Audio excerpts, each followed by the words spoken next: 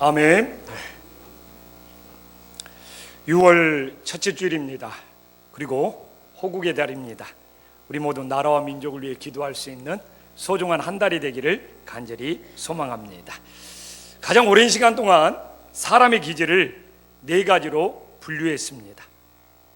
저처럼 열정적인 스타일의 다혈질과 의지가 강한 스타일의 담집질과 돌다리로 두드리고 건너는 신중한 스타일의 우울질과 모든 것이 안전해야지만이 움직이는 안정형 스타일의 점액질, 이렇게 가장 오랜 시간 사람들의 기질을 네 가지로 분류해 왔습니다.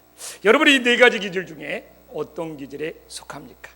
그런데 현대에 들어와서 어떻게 사람의 기질을 딱 네 가지로만 나눌 수 있느냐 해서 나온 것이 애니어그램입니다. 그래서 애니어그램으로 사람의 기질을 9가지로 나누고 있습니다. 그러나 안으로 들어가 보면 결국 3가지입니다. 본능적인 장형과 감성적인 가슴형과 이성적인 머리형의 이 3가지를 제일 어느 성향이 강하냐, 이걸 서로 교차시켜서 9가지의 성격의 유형을 만들어내고 있습니다. 여러분은 본능적인 장형입니까? 아니면 감성적인 가슴형입니까? 아니면 이성적인 머리형입니까? 이 순서에 따라 9가지의 성격이 만들어지고 있습니다. 그러나 사람의 기질은 어떤 성격이라고 단정 지을 수 없을 만큼 복합적입니다. 그리고 사람의 기질을 바꾸는 것도 쉽지 않습니다. 그러므로 자신의 기질, 자신의 성격을 얼마나 잘 조절하느냐, 이것이 그 사람의 인격이 되는 겁니다. 많은 사람들이 자신의 성격을 가지고 있는데 그걸 잘 조절하지 못하고 나타내는 것이 그 사람의 성질이 되는 것이죠. 자신의 성질을 얼마나 잘 케어할 수 있느냐, 이것이 그 사람의 인격이 얼마나 깊이가 있느냐를 우리들에게 보여주고 있습니다. 여러분들은 여러분의 성격을 얼마나 잘 다스려서 여러분의 인격의 깊이를 잘 보여주고 있습니까? 옆 사람 한번 봐보십시오. 좀 인격의 깊이가 있는 분인지, 아니면 성질 내고 싶은 대로 성질 내고 사는 사람처럼 보이는지. 성질 내고 싶은 대로 내는 사람은 다 다른 교회 가고, 우리 한신교회 성도님들은 인격을, 성질을 잘 조절해서 인격이 고매하신 분들만 오늘 예배드리고 있음을 믿습니다. 아멘. 오늘 본문에서 서로의 기질이 다른 쌍둥이가 나옵니다. 어떻게 이렇게 한 어머니 배에서 태어났는데 이렇게 성격이 다를 수 있고 기질이 다를 수 있을까라는 물음을 우리들에게 던집니다. 그래서 저는 오늘 이 쌍둥이 형제의 기질을 보면서 우리들의 기질이 하나님 앞에 어떻게 붙들려서 사용되어야 되는지 오늘 은혜 받고 우리들의 삶에 적용할 수 있기를 간절히 소망합니다. 그러면 오늘 이 27절에 보면 이 쌍둥이 기질을 가진 쌍둥이 형제가 성장하면서 각자의 성격이 분명히 나타나고 있습니다. 형 에서는 익숙한 사냥꾼이었으므로 들사람이었고, 동생 야곱은 조용한 사람이었으므로 장막에 거주하였습니다. 여기서 기본적으로 형은 우리가 단순하게 말하면 외향적인 기질이네, 외향적인 성격이네, 그냥 우리는 너무나 쉽게 알 수 있습니다. 동생은 장막에서 조용히 거주하는 거 보니까 내성적인 성격의 기질이라는 것을 알 수 있습니다. 한 어머니 뱃속에서 쌍둥이로 태어났는데 한 사람은 외향적이고 한 사람은 내성적인 걸 보면서, 성격이라는 것은 타고난 것도 있지만 이 후천적인 태어나서 영향을 받는 것도 무시할 수 없다는 것을 우리는 알게 됩니다. 여하튼 내성적이든 외향적이든 어떤 기질을 가졌느냐, 이건 절대로 옳고 그름의 문제는 아닙니다. 오늘 여기 모인 사람들 중에 어떤 성격도 완벽한 성격은 없습니다. 만약 오늘 내 성격은 완벽한 성격이다, 그러면 그 사람이 여기 올라와서 설교를 해야 합니다. 그러나 저는 단연코 여기에 어떠한 사람도 성격적으로 완벽한 사람이 없기 때문에 저처럼 부족한 사람도 설교할 수 있는 길이 열려 있다고 생각합니다. 그러므로 중요한 것은 우리의 성격이 어떤 성격이냐가 중요한 것이 아니고 우리의 성격이 하나님께 진심으로 붙들렸느냐, 이것이 진짜 중요한 줄 깨달으시기를 간절히 소망합니다. 그렇기 때문에 에서도 어떤 기질을 가지고 있느냐 전혀 문제가 되지 않습니다. 단지 지금 야곱과 에서 중에 어느 기질이 하나님께 붙들렸느냐, 이것이 인생의 성패를 가를 만큼 중요한 문제가 되는 것입니다. 소들이 어렸을 때는 곱비 풀린 망아지라고 합니다. 저는 시골에서 컸습니다. 할아버지가 소를 키웠기 때문에 어려서 이 소 코에 곱비를 뚫는 것을 직접 볼 수 있었습니다. 소 코에 곱비를 뚫을 때 소가 진짜 그 눈에서 눈물이 뚝뚝뚝 떨어지면서 얼마나 서글프게 울든지 그 서글프게 우는 것을 정말 제가 직접 볼 수가 있었습니다. 그런데 이 곱비 뿔린 망아지들이 조금씩 성장해서 이제 어른 소가 다 돼가면 코를 뚫어서 곱비를 맵니다. 그래야지만이 그 주인이 곱비 뚫린 소를 사용할 수 있기 때문입니다. 하나님은 야곱과 에서의 성격을 절대로 바꾸지 않았습니다. 그러나 에서는 곱비 뿔린 망아지처럼 한평생 하나님을 떠나서 살았고, 야곱은 처음에는 곱비 뿔린 망아지처럼 살았으나 야복 나루터에서 천사와 씨름할 때 한도뼈가 부러진 이후에는 곱비 뚫린 소가 되어서 하나님의 인도하심을 받았습니다. 오늘도 여러분들이 오늘 예배를 드리는데 곱비가 뚫려서 하나님 앞에 예배를 드리고 있습니까? 아니면 곱비가 풀려서 자기 마음대로 하나님 앞에 예배를 드리고 있습니까? 저는 이번에 인도네시아 가서 해교 마을과 힌두 마을을 방문하면서 충격을 받았습니다. 그들은 신앙과 삶이 따로따로가 아닙니다. 이 무슬림들이 하루에 5번씩 기도하는 모습을 보고 놀랐습니다. 비행기 안에서도 정말 5시가 되니까 코란 경전을 펴놓고 코란을 읽으면서 기도하는 모습을 보면서 참 충격이었습니다. 이렇게 무슬림들은 하루에 5번씩 쉬지 않고 기도를 하고 있고, 힌두 사람들은 하루에 3번씩 문 앞에서 제사를 지내고 있었습니다. 구원이 없는 그들이 그런 열심을 내는 걸 보면서 그들은 그렇게 잘못된 신에게도 곱비가 뚫려서 그렇게 하고 있는데, 정말 기독교인들은 하나님 앞에 곱비가 뚫려서 하나님 앞에 진심으로 인도함을 받고 있는지 많은 생각들을 하게 되었습니다. 그들은 주일이 필요가 없습니다. 매일매일 삶이 5번씩 기도해야 되고 하루에 3번씩 제사 지내는 그들에게는 주일과 평일이 차이가 없었습니다. 그러나 이 땅의 기독교인들은 주일 한번 교회에서 비치는 것도 힘든 시대에 살아가고 있습니다. 정말 우리는 곱비가 뚫려서 매일매일 하나님의 인도를 받고 있습니까? 아니면 곱비가 풀려서 교회도 나오고 싶으면 나오고, 세상에서 바쁜 일이 있고 그냥 자기 기분이 안 좋으면 오늘 교회 쉬어야지, 우리가 이런 식으로 신앙생활을 하고 있지 않는지 참 많은 생각을 가지게 했습니다. 정말 곱비가 뚫려야지만이 내 기분대로 내 감정대로 하지 않고 이렇게 주의를 지키면서 예배를 드리면서 하나님의 인도함을 받을 수 있지 않겠습니까? 정말 우리 이 마지막 때를 살아가면서 정말 이방 종교들을 보면서 그들은 그들의 잘못된 신에게 곱비가 뚫려서 하루에 5번씩 기도하고 하루에 3번씩 제사를 지내는데, 과연 우리들의 삶은 곱비가 뚫려서 진짜 하나님 앞에 인도함을 받고 있는지 우리 자신들을 점검해 볼 수 있기를 간절히 소망합니다. 이삭과 리브가에게 쌍둥이 아들이 튀었는데 이삭의 부모의 사랑은 달랐습니다. 아버지 이삭은 큰아들 에서를 사랑하였고 28절에 보면 어머니 리브가는 동생 야곱을 사랑했습니다. 근데 아버지가 이 에서를 사랑한 이유를 보면 그가 사냥한 고기를 너무 좋아했기 때문에 이 아버지 이삭은 아들 에서를 사랑했습니다. 우리는 이런 사랑을 무슨 사랑이라고 합니까? 조건부 사랑이라고 합니다. 조건부 사랑은 상황에 따라 언제든지 바뀔 수 있는 불완전한 사랑입니다. 이처럼 조건부 사랑을 받고 자라난 자녀들은 상처, 트라우마가 가슴속에 생깁니다. 바로 인정을 받고 싶은 트라우마.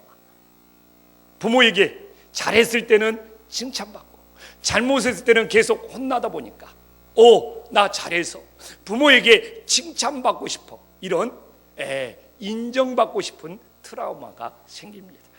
아마도 제 안에도 이런 인정받고 싶은 트라우마가 있는 것을 느끼게 됩니다. 그들은 한평생 누군가에게 인정받고 싶은 갈증 속에 살아갑니다. 교회에서도 이런 인정받고 싶은 트라우마가 있으면 어느 교회 가서 그 교회에서 인정을 받을 때는 열심을 내지만, 만약 그 교회에서 인정을 받지 못하면 하나님과의 관계까지도 멀어지는 경우가 생기더라 이겁니다. 그리고 예전에는 내가 굉장히 열심이었는데 지금은 열심이 없다면 아마 인정받고 싶어하는 트라우마의 차이 속에서 그런 일이 생길 수 있다는 것도 한 번쯤은 돌아봐야 합니다. 그래서 이렇게 인정받고 싶은 트라우마가 있는 사람들은 자기가 열심히 수고했는데 인정을 해주지 아니하면 이제는 거절감의 상처를 받아서 그 거절감 때문에 마음속에 분노가 쌓이게 됩니다. 창세기 27장 44절에 보면 이 에서가 인정받고 싶은 조건부 사랑 때문에 인정받고 싶은 욕구가 강했는데 거절감의 상처를 받자 마음의 이 분노를, 이 마음의 노를 다스리지 못하고 있는 것을 우리들이 오늘 이 창세기 27장 44절 말씀으로 충분히 엿볼 수가 있습니다. 이 에서가 인정받지 못해서 이 거절감의 상처 때문에 마음속에 얼마나 분노가 끓어오르고 있는지 우리는 충분히 알 수 있습니다. 그래서 부부가 살면서도 이처럼 이 인정받고 싶어하는 트라우마가 있는 남편이 아내에게 인정을 받지 못한다는 느낌이 들면 마음속에 분노가 일어나서 심한 욕이 나오든지 아니면 폭력까지 행사해서 그 가정에 어려움이 생기는 겁니다. 그래서 가정의 폭력이나 그런 가정의 어려움은 한쪽 배우자가, 특히 남자가 인정받고 싶은 트라우마가 있는데 아내가 나를 무시해 했을 때는 여기에 분노가 폭발하여서 아내에게 심한 학대를 할 수 있다는 것을 우리들에게 보여주고 있습니다. 또한 이 여자도 남편이 자기를 무시한다는 생각이 들면, 그래서 이 여자에게도 인정받고 싶은 트라우마가 있는데 남자가 자기를 무시해, 다른 여자에게 자꾸 눈길을 줘 했을 때는 이 마음속에 이 분노의 트라우마가 자녀를 학대한다든지 아니면 우울증에 걸린다든지 아니면 심한 위장병에 시달리기도 합니다. 내가 이 남자에게 이렇게 무시받으면서 살아야 되냐, 이 거절감의 분노가 자녀들에게라든지 자기 몸을 학대하는 것으로 나타남을 우리들에게 보여주고 있습니다. 그러나 어머니 리브가는 오늘 우리가 28절에 보지만 야곱이 무슨 이유가 있어서 사랑하는 것이 아니라 조건 없는 사랑을 했음을 보여주고 있습니다. 그냥 야곱 존재 자체를 사랑합니다. 이처럼 어머니의 조건 없는 사랑을 받은 이 야곱은 하나님의 조건 없는 사랑을 받아들일 수 있는 길이 열렸습니다. 많은 사람들에게 십자가의 사랑은 조건 없는 사랑이다, 예수님이 당신을 위해 십자가에 죽으셨다, 받아들이기만 하면 된다. 그런데 자라나면서 부모에게 조건 없는 사랑을 받아본 적이 없어요. 그래서 어떻게 그냥 내가 아무 노력도 안 하는데, 내가 아무런 일도 안 하는데 어떻게 예수님이 십자가에서 나를 용서해 줄 수 있습니까? 하면서 자꾸 노력해야 된다, 뭔가를 해야 된다, 이런 것들이 강한 성향들이 있습니다. 이런 분들은 뭡니까? 부모에게 조건 없는 사랑을 받아본 적이 없는 거예요. 그렇기 때문에 십자가의 이 조건 없는 사랑, 은혜가, 십자가의 은혜가 가슴에 다가오지 않는 거예요. 가슴에 느껴지지 않는 거예요. 그래서 저는 정말 많은 분들을 경험할 수 있었습니다. 아, 십자가의 사랑, 이 십자가의 조건 없는 사랑이 믿어지지가 않는구나. 왜? 부모에게 조건 없는 사랑을 받아본 적이 없으니까. 그래서 에서는 결국은 부모에게 끝까지 조건부 사랑을 받았기 때문에 하나님의 사랑을 수용을 못했고, 그래도 야곱은 어머니에게 조건 없는 사랑을 받았기 때문에 하나님의 사랑을 받아들이고 수용할 수 있었음을 우리들에게 보여주고 있습니다. 그렇지만 우리들이 어떤 사랑을 받고 자랐든지 십자가의 사랑은, 예수님의 사랑은 조건 없는 사랑이기 때문에 이 조건 없는 사랑을 은혜로 수용해야지만이 우리들에게 구원의 길이 열림을 믿으시기를 간절히 소망합니다. 또한 오늘 이 이삭과 야곱은 지향점이, 이 이삭과 리브가는 지향점이 달라요. 무슨 지향점이 다르냐? 이삭은 굉장히 안정지향적입니다. 그래서 에서가 큰아들이니까 안정적으로 장자의 축복권을 물려받아야 되는 겁니다. 그러나 리브가는 성취지향적입니다. 둘째도 장자의 축복권을 가질 수 있어 하면서 도전을 하고 모험을 하는 겁니다. 이처럼 부모가 있다면 한쪽은 안정지향적이고 한쪽은 성취지향적입니다. 그런데 이렇게 부모에게 안정지향적인 것과 성취지향적을 균형적으로 받은 자녀들이 굉장히 건강한 삶을 살 수 있습니다. 만약 성취지향적인 것이 너무 강한데 안정지향적이 거의 제로에 가깝다면 그의 인생은 도박하는 인생을 살게 됩니다. 한탕주의를 살게 됩니다. 성취는 해야 되겠는데 안정감이 없다 보니까 도박이라든지 한탕주의라든지, 우리가 말하면 뭐 아니면 도다, 이런 불안한 인생을 살게 되는 것이죠. 똑같습니다. 또한 너무 성취지향적인 것은 제로에 가깝고 안정지향적에게 가깝다면 어떻게 됩니까? 너무 소극적으로 살게 됩니다. 모든 기회를 놓치고 잃어버리면서 한평생 인생을 주저다가 끝내버리는 삶을 살게 되는 겁니다. 우리나라에서 대표적인 성취지향적인 인물은 이방원 같은 사람입니다. 그 사람은 성취지향적이기 때문에 뭡니까? 혁명을 일으켜서 조카를 폐위시키고 본인이 왕이 되고, 또한 성취지향적이기 때문에 꼭 큰아들이 왕권을 물려받을 필요가 없어요. 셋째가 물려받아도 되는 거예요. 그래서 세종에게 왕권을 물려주죠. 우리나라에서 이방원 같은 인물들이 대표적으로 성취지향적인 인물이라는 것을 보여주고 있습니다. 세종에게 물려준 것은 장점도 될 수 있지만 또한 단점도 있을 수 있음을 보여줍니다. 그렇기 때문에 뭐 아니면 도의 인생을 사는 거예요. 또한 우리나라에 정말 임진왜란이 일어났을 때 그 임진왜란이 있을 때 왕이 누구죠? 선조 같은 사람은 너무 안정지향적이 오히려 환란을 불어일으킵니다. 오히려 성취해서 대비도 하고 준비도 해야 되는데 그냥 무기력하게 안정지향적으로 가다가 나라가 그렇게 혼란을 겪을 만큼 위기로 몰아가는 것이 오히려 그 안정적인, 그 소극적인 성격이 그런 결과를 가져왔다고 말을 하고 있습니다. 그래서 최고의 좋은 교육은 안정지향적인 것과 성취지향적인 것이 균형 잡았을 때 뭔가를 성취하려고 하지만 항상 그걸 안정적으로 추진하고, 또한 안정적으로 가지만 또한 뭡니까? 성취를 통해서 뭔가 기회를 얻고 사는 삶을 살아가게 되는 겁니다. 여러분들은 안정지향적입니까? 성취지향적입니까? 균형 감각을 가져야 됩니다. 또한 자녀들에게도 그런 안정과 성취를 잘 균형 잡게 교육했을 때 그들이 이 어려운 시대에 쓰임 받을 수 있음을 믿으시기를 간절히 소망합니다. 그러면 어떻게 보면 이삭은 안정지향적이고 또한 리브가는 성취지향적이어서 균형 잡힐 수 있었던 가정이었는데 그 가정이 깨어진 이유는 뭡니까? 그건 바로 편애. 이 편애하는 사랑이 자녀들을 갈등과 대립으로 몰아갔다는 것을 오늘 말씀은 우리들에게 보여주고 있습니다.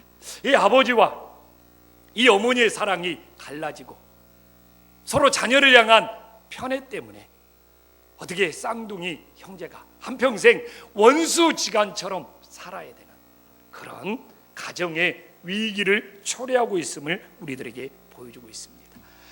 이처럼 어떻게 보면 좋은 조건이었는데 이 편애하는 마음이 얼마나 자녀들을 갈등과 대립으로 몰아갔는지 오늘 말씀은 우리들에게 너무나 분명히 증거해주고 있습니다. 그렇기 때문에 진정한 사랑은 편애가 없는 사랑이라는 것을 우리 주 예수님이 보여주고 있습니다. 이처럼 편애가 없는 십자가의 사랑, 예수님은 어떻게 자신을 배신하고 팔아넘기는 가룟 유다에게도 편애 없이 친구여 하면서 너의 일을 빨리 행하라고 말할 수 있었겠습니까? 또한 자신을 3번 부인한 베드로에게도 다시 찾아가서 그를 회복시키는 이 편애 없는 예수님의 사랑이 십자가의 사랑임을 보여주고 있습니다. 여러분의 가정은, 여러분의 인생은 이삭과 리브가처럼 편애하는 사랑 때문에 갈등과 대립이 생겨나고 있습니까? 아니면 예수님처럼 편애 없는 사랑으로 가정의 화목을 이루어가고 있습니까? 너무너무 중요한 문제임을 보여줍니다. 어느 날 에서는 우리가 이미 말씀을 봤지만 익숙한 사냥꾼 베테랑이라는 것이죠. 달인이라는 거죠. 근데 사냥을 했는데 그날따라 허탕을 쳤습니다. 29절에 보니까 너무 피곤하였습니다. 이렇게 너무 피곤할 정도로 정말 그러다 보니까 허기까지 졌음을 알 수 있습니다. 그래서 에서는 야곱에게 팥죽 한 그릇 먹게 해달라고 했습니다. 그런데 이게 웬 기회입니까? 야곱은 형 에서에게 장자의 명분을 팔려고 합니다. 그런데 32절과 33절에 보니까 야곱의 이 에서의 속마음이 드러나고 있습니다. 이제 배고파 죽겠는데 이 장자의 명분이 내게 무엇이 유익하려 하면서 장자의 명분을 야곱에 팔고 팥죽으로 허기진 배를 채웠습니다.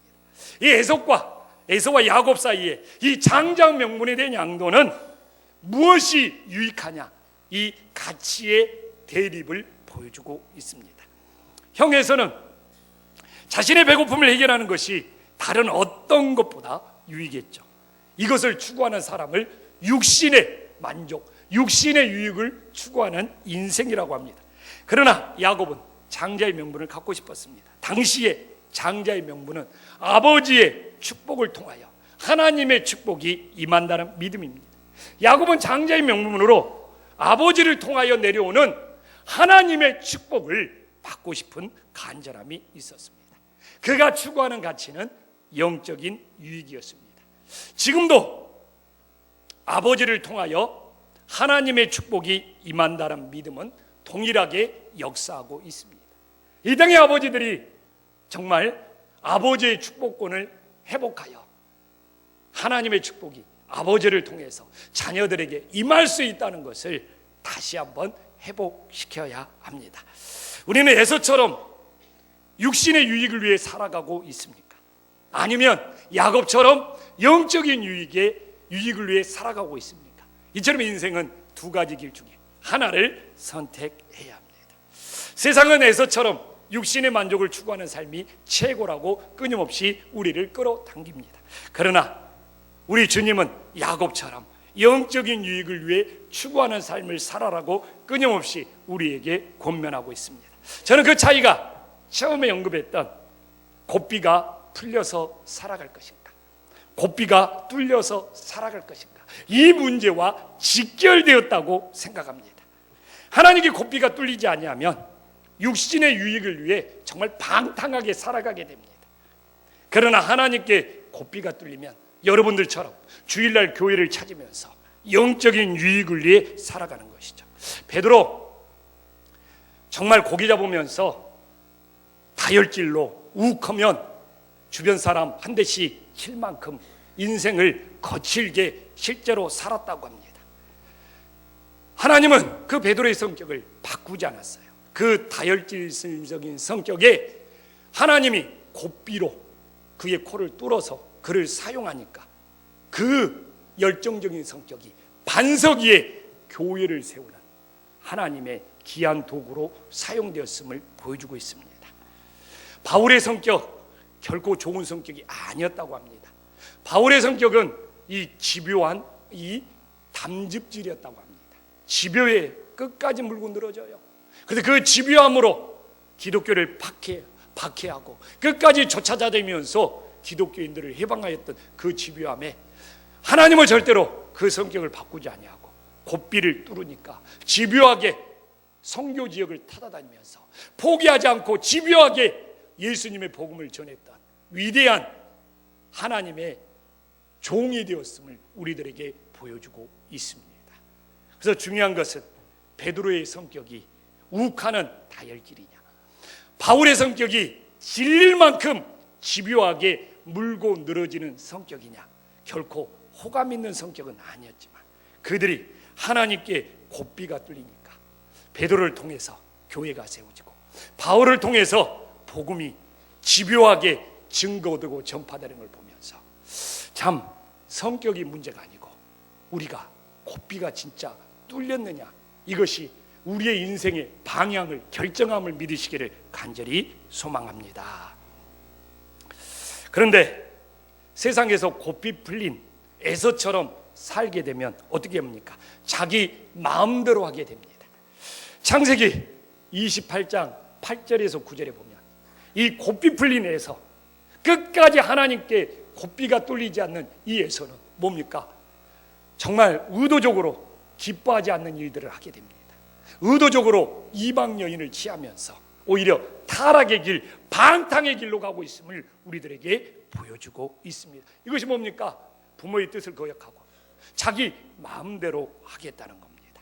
이처럼 지금도 고삐 풀린 채로, 진짜 고삐가 풀린 채로 신앙생활을 하면 자기 마음대로 하려고 그래요. 그래서 어느 모임에 가서도 자기 마음대로 에서처럼 하려다가 갈등과 충돌이 생깁니다. 가정에서도 부부 사이에 자기 마음대로 화내고 자기 마음대로 성질내서 가정을 정말 불안한 분위기로 몰아갑니다. 왜 자기 마음대로 그냥 화난다고 화내고 자기 마음대로 성질 부리고 그냥 어느 모임에 가서도 그냥 자기 마음에 안 든다고 그냥 그 모임을 그냥 엎어버리려고 그러고, 이것이 에서와 같은 인생입니다. 이것이 고삐 풀린 삶이에요. 그러나 야곱은 하나님께 고삐가 뚫렸어요. 그러니까 어떻게 됩니까? 창세기 33장 10절에 보면 원수 같은 그 형을 하나님의 얼굴을 보는 것처럼 반갑다면서 화해를 하잖아요. 왜? 고삐가 뚫렸으니까. 야곱이 자기 성질대로 하지 않고 자기 성질을 야복나루터에서 기도하면서 그 기도 시간에 자기 성격을 죽이고 이제는 형 에서와 화해를 하는 거예요. 어디 그걸로 끊어놨습니까? 집을 떠나서 야곱은 부모의 마음을 아프게 했다는 것이 너무 걸려요. 그렇기 때문에 이삭이 죽기 전에 아버지 집으로 돌아갑니다. 창세기 35장 27절에 보면 분명히 나와 있어요. 이삭이 죽기 전에 야곱은 아버지에게로 돌아가서 아버지에게 못다한 마지막 효도를 다 하고 아버지의 장례까지 치러주는 겁니다. 이것이 뭡니까? 그동안 집 떠나서 아버지와의 관계가 소원했던 모든 것을 뭡니까? 회복하는 거죠. 화해하는 거죠. 이것이 뭡니까? 하나님께 고삐가 뚫리니까 자기 마음대로 살았던 인생을 정리하고 하나님의 선한 인도하심을 받고 있는 겁니다. 여러분은 가정에서 고삐가 풀린 것처럼 여전히 집안에서 자기 마음대로 하려고 합니까? 여러분들은 신앙생활도 또 어느 모임에 들어가서도 자기 마음에 드냐 안 드냐가 그렇게 중요한 겁니까? 내 마음에 드냐 내 마음에 들지 않느냐, 이것이 여러분들의 인생의 모든 기준입니까? 이 교회 와보니까 내 마음에 들어. 이 교회 와보니까 내 마음에 안 들어. 이건 고삐가 풀려 있는 거야. 오늘 집에 가정에 들어가 보니까 가정이 왜 이렇게 내 마음에 안 들게 돼 있어. 그런 경우 있잖아요. 다 있잖아요. 아닌 척하지 마세요, 남자분들. 퇴근하고 집에 들어가 보니까 왜 집이 이렇게 내 마음에 안 드냐고. 다 이런 경험 있잖아요. 고삐가 풀려 있는 겁니다. 고삐가 뚫려야 합니다. 신앙은 내 마음에 드냐, 내 마음에 들지 않느냐가 중요한 것이 아니고, 고삐가 뚫려서 주님께 인도함을 받느냐, 주님께 인도함을 받지 않느냐, 이것이 중요한 문제가 되어야 됨을 믿으시기를 간절히 축원합니다. 여러분, 저는 오늘도 부탁합니다. 사람에게 고삐가 뚫려도 안 됩니다. 많은 사람들이 목사에게 고삐가 뚫려서 그 목사가 잘못되면 그 고삐가 뚫린 것 때문에 잘못된 목사와 함께 잘못된 길을 가는 것을 너무 많이 보게 됩니다.